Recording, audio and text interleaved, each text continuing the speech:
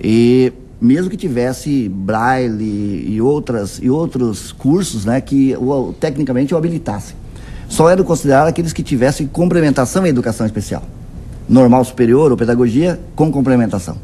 E nós fizemos debate na Fundação e esse ano eles mudaram o edital, porque justamente o ano passado teve concurso na Fundação e pôde se inscrever quem tinha normal superior em pedagogia e especialização, né, lato sensu, em educação especial.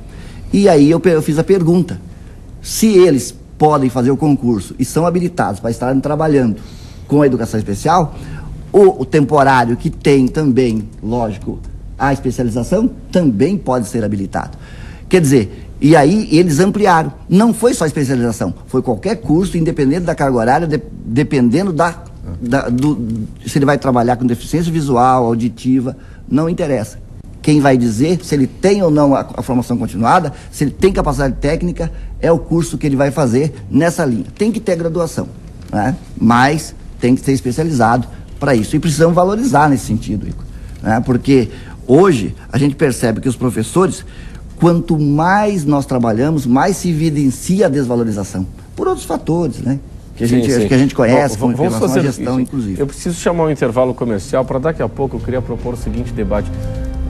Como explicar e como resolver o afastamento do jovem da sala de aula, em especial o jovem do ensino médio? Eu imagino a resposta, mas algo que eu não consigo pensar se eu voltar no tempo. Claro que todo jovem, ele tem a sua rebeldia, que é natural, característico da idade. Só que eu me lembro, também já tive meus momentos de quando jovem, pensando, não, mas o que eu preciso estudar física, química, biologia, mas para que isso? Só que não me foi dada a oportunidade, a possibilidade de não estudar. Não havia o plano B. Não existe você vai deixar de estudar. Mas a gente sabe que existem famílias e existem circunstâncias econômicas, sociais, enfim, o mundo mudou. Vamos tratar deste assunto depois do intervalo.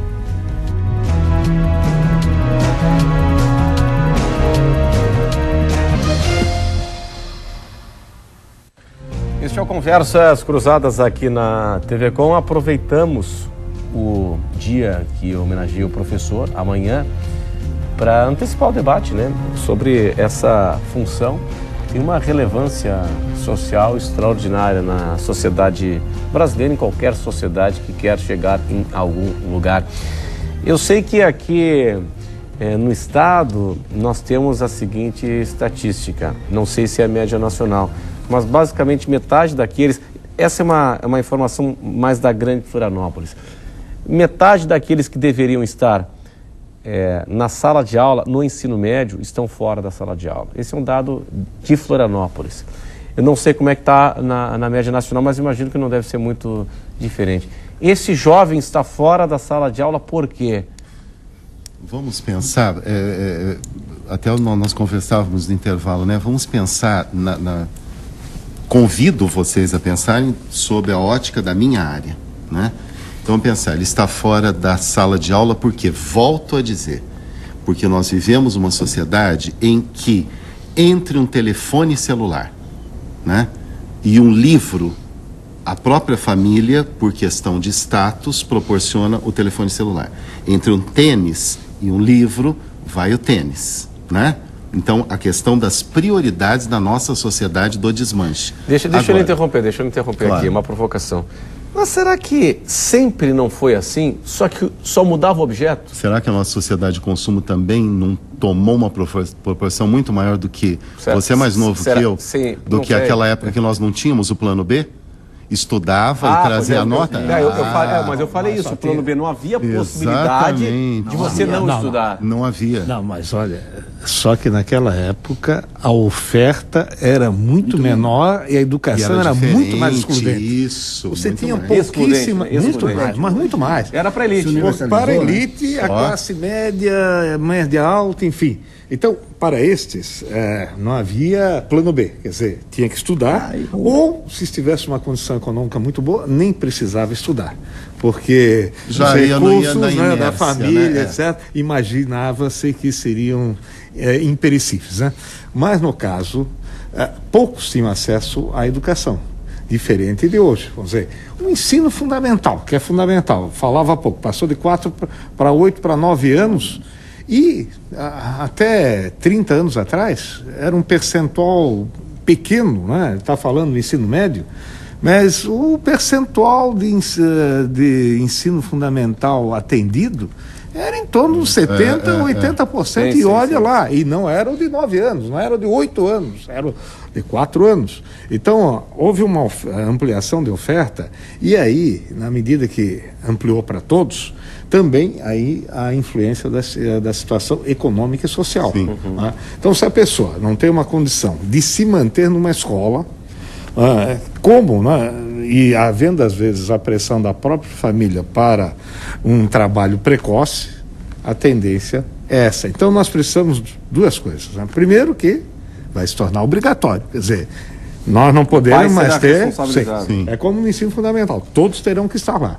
Agora, na hora que todos estiverem lá, nós também precisamos de uma escola que seja mais adequada, quer dizer, não é aquela só para o mundo real e para a universidade, não é Agora só vamos para pensar, a universidade. eu volto ao meu convite, né?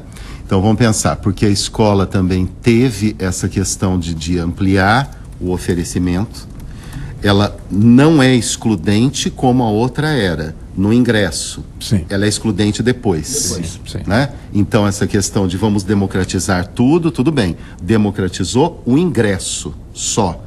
E vamos ver, falo na minha área que é a literatura e parabenizo, eu fui o último a parabenizar os professores também, né? Parabenizo os professores que trabalham com a literatura, mas pensem na questão da leitura, né? Que tudo se coloca hoje na educação, precisa disso, precisa de uma língua estrangeira, precisa da tecnologia. Eu quero saber da arte, da cultura, cadê? E a gente esquece o básico. O básico que é a cultura na qual o cara está inserido. Por exemplo, aqui, professor, na sua área, tá?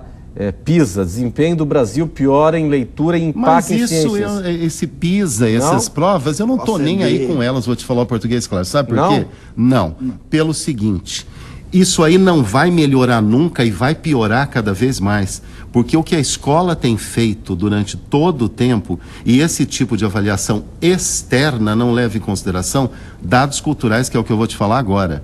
É aquela situação assim, por exemplo, a leitura, todas as crianças, e o professor que trabalha tanto tempo nisso, todos nós sabemos, toda criança que não entrou na escola, ela é louca para ler, para ter um livro de literatura nas mãos e ler alguma coisa. Se a escola não acabar com essa vontade em 4 anos, em 8 ela acaba, é uma questão de tempo. Pode piorar, né? Tanto é verdade, você fala, a pergunta inicial aí desse bloco é ensino médio. Todas as avaliações na educação, séries iniciais, falando em avaliação, o IDEB é maior, depois séries finais a média vai diminuindo e chega no ensino médio é o caos. Mais ou menos, se você parece que a escola vai piorando o aluno. E voltando ao ensino médio, acho que é uma grande crise existencial, aquilo que o professor Rodolfo estava falando. Hoje nós temos um ensino médio muito pautado para a questão do vestibular. Mas olha, nem todo mundo quer fazer vestibular. Sim. E nem todo mundo quer seguir uma carreira acadêmica. Assim, mas aí tem a escola técnica. Pois é, mas a escola técnica, nós estamos falando de quanto tempo agora com essa força maior? E a escola forma para isso? Faz os últimos 10 anos, 12 anos. A escola forma as pessoas, ou tem formado as pessoas, só concluindo aquilo que eu... Por exemplo, no caso da leitura literária, ela acaba em 8 anos, porque no colegial, o antigo colegial, né, no ensino médio, as pessoas já estão lendo resumo de livro. Exato. Agora, a grande questão é, por exemplo, se você for pensar, para quem que a escola oferece o ensino, no geral? Para si mesma. A própria escola cobra aquilo e acaba o assunto ali. Por isso que se você pega, eu falei que não estou nem aí para avaliação, vamos fazer a nossa avaliação, porque os resultados de todas essas avaliações nós já sabemos. Nós só ficamos esperando. Você precisa melhorar as condições e volto a dizer, qual é a grande questão? Você promover uma educação antes conhecer a sociedade, antes saber para onde nós vamos. Quem é o aluno que está ali, para onde ele vai, que é o que você falou. Mas você não acha que serve como indicador para o estabelecimento de políticas? O mundo está cheio de indicadores hoje e de ranqueamentos. Pois é, professor, quando nós temos um dado aí que mostra que quase a metade do aluno brasileiro não consegue interpretar um texto, não consegue entender será um que é só a metade ou será que não é mais, né? Pior ainda, então, não consegue entender um texto. O PNE trabalha que a juventude entre 18 e 29 anos, no final do plano, né, professor Rodolfo, me corrija se eu estiver errado, quer atingir a 12 anos de escolaridade, no final do plano. Né? É isso que trata o PNE na meta 8, se eu não estou enganado.